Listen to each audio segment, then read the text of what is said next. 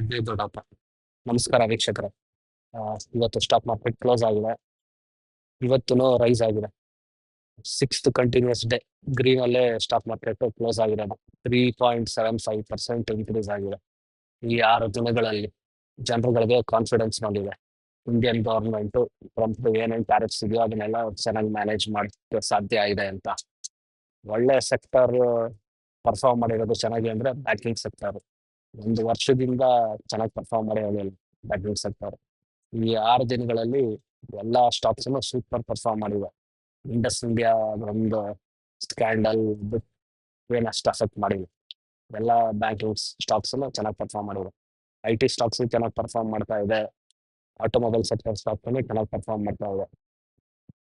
ಇದೇ ರೀತಿ stock market news, mutual funds news ಬೇಕು ಅಂದ್ರೆ ನನ್ನ ಚಾನಲ್ಗೆ ಸಬ್ಸ್ಕ್ರೈಬ್ ಆಗಿ. ನನ್ನ ಹೆಸರು ಮಂಜುನಾಥ್. ನಾನೊಬ್ಬ ಮ್ಯೂಚುವಲ್ ಫಂಡ್ ಡಿಸ್ಟ್ರಿಬ್ಯೂಟರ್.